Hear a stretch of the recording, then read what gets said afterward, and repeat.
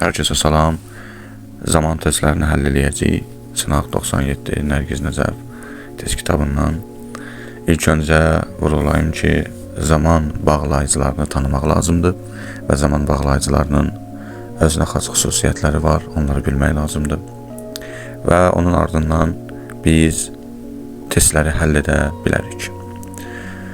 Bu testdə zaman bağlayıcısı olaraq if verilib və ifə görə testlərin həll olunması tələb olunur. Birinci testə baxırıq. If Suzan, boşluq, here, she'll be late. Və qeyd etdiyimiz kimi ifdən sonra, ümumiyyətlə zaman bağlayıcılarından sonra will gəlməz A variantını atırıq. C variantındakı won't da will not olduğuna görə C variantını da atırıq. Həmçinin bitmiş zamanlar da gələ bilməz.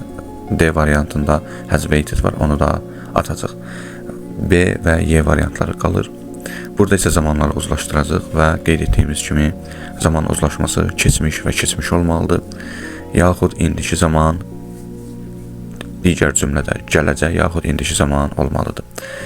Ifdən sonraki gələcək zaman gələ bilmir, orada indiki zaman olur və bu tərəfdə gələcək zaman ola bilər. Ona görə cavabımız Y variantı olacaq.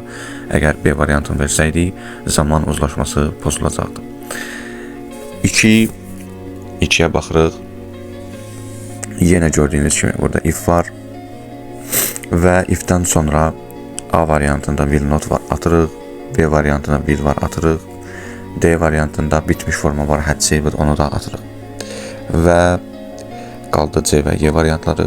Vergüldən sonra ikinci cümlədə will var, gördüyünüz kimi. Bayaqki cümlədə də var idi. Sadəcə orada qısa yazılmışdı.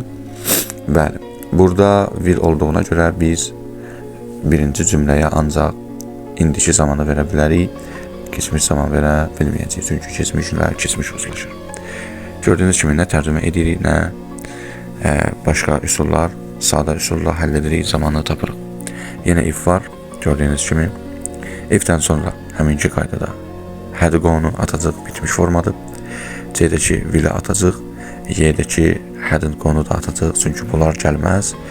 A və D variantları qaldı. Yenə o bir cümləyə baxıram, gələcək zaman var. Ona görə də biz ancaq indiki zaman verə bilərik. Keçmiş zamanı atacaq və cavabımız D variantı. Bir nöqtəni qeyd edeyim ki, bitmiş formalardakı have, has, had-i atırıq. Yəni biz hər have, has-i, had-i ata bilmərik. Yalnız bitmiş forma. Bitmiş formanın şəkli have üstəgəl feilin üçüncü formasıdır. Gördüyünüz kimi Bakı variantında, yəni B variantında biz bunu görürük. Silə görürsünüz. Had gone, yaxud hadn't gone, yaxud məsələn birin D variantında has waited, gördüyünüz kimi. Bəli, bunlar hamısı bitmiş formadır. Amma məsələn tutaq ki, has təkcə gəlsəydi, had təkcə gəlsəydi, o bitmiş forma deyil, onlar gələ bilər ifdən, yaxud digər bağlayıcılar when'di, after, before-sa, onlardan sonra gələ bilər. Diqqət olması nöqtə budur, yəni bitmiş zaman gələ bilmir. Və dördüncü testdə həminki qayda davam edir. If yenə öndədir, ifdən sonra will gəlməz, ifdən sonra will not da gəlməz, ifdən sonra had gəlməz, yəni answer-dan bir yerdə, çünki bitmiş formadılar. Qaldı A və D variantları. Gördüyünüz kimi vergüldən sonra gələcək zaman var. Deməli, burada ancaq indiki zaman ola bilər. O da cavabımız D variantı olacaq. 5-də artıq nə baş verir? 5-də if əvvəldə yox, ortada gəlir.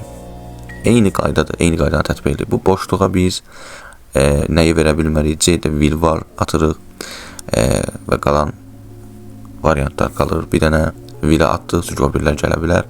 Uzlaşdırma aparacaq. Burada gələcək zaman olduğuna görə burada artıq indiki zaman ola bilər ancaq. Y variantı atırıq, D variantını atırıq. Bunlar ikisi də keçmiş zamandır. A passes, indiki zaman. B doesn't pass, o da indiki zaman. Zaman fərqləri yoxdur, eynidir. Sadəcə biri təsdiq, biri inkardadır. Burada artıq tərcümə eləyəcək. Belə olan təqdirdə David will not get a better job if he doesn't pass that exam. Cavabımız nə olacaq? B variantı. Tərcümə mənə dedi. David yaxşı iş əldə edə bilməyəcək əgər imtahandan keçməsə. Bəli. Ona görə A variantı tərcümə olaraq səhvdir. Gördüyünüz kimi bu qaydada if ortada olanda eyni bu qaydada həll edirik. Yenə burada if var. Cümlə ortasında boşluğa hansılar olmaz? B variantında will not miss var. D variantında will miss var.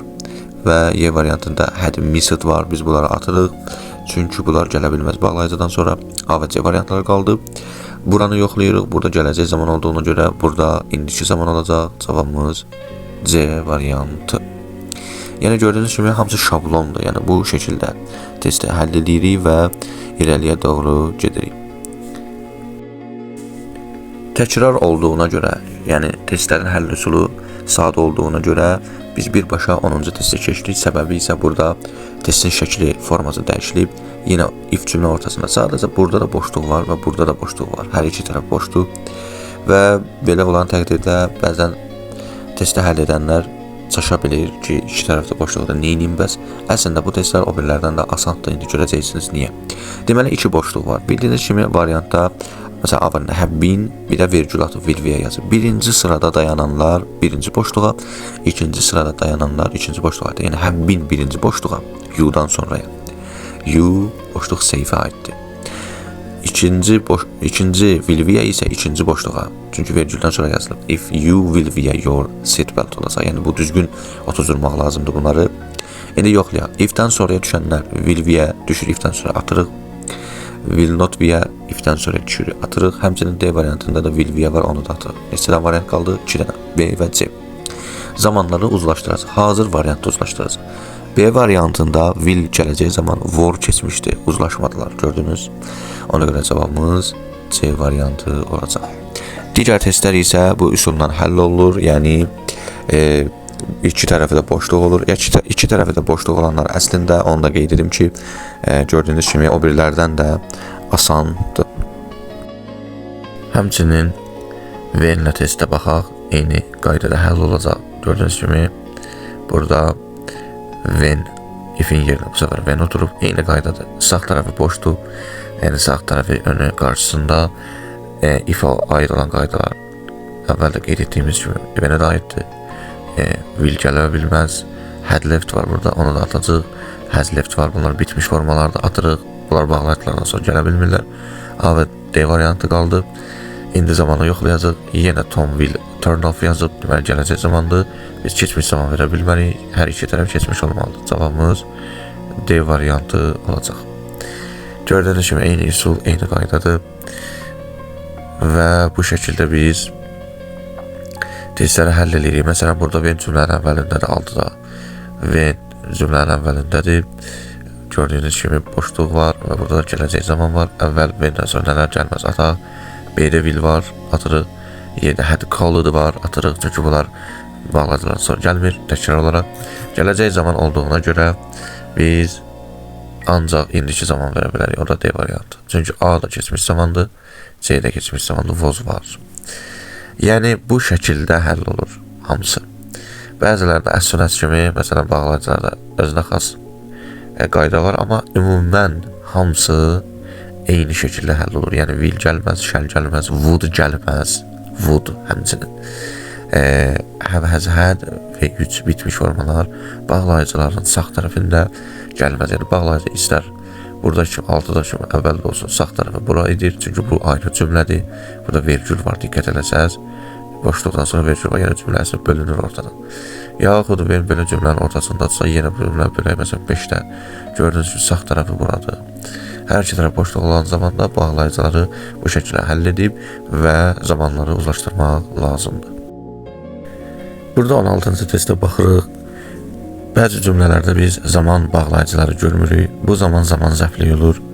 Zaman zəfliklərindən və yaxud cümlənin quruluş şəklindən biz zamanını təyin edə bilirik. Məsələn, gördüyünüz kimi yazıb stop talking. Stop talking, yəni danışığı kəs, nida var.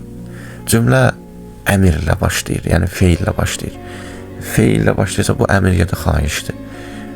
Əmir cümlələri hal-hazırdakı zamana işarə edir, yəni hazırda davam edir bu proses.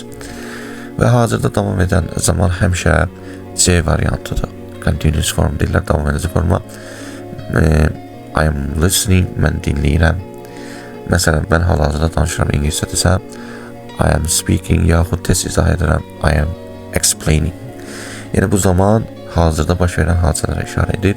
Ona görə birinci cümlədən biz anladıq ki, hadisə hal-hazırda baş verir, çünki əmr cümləsidir.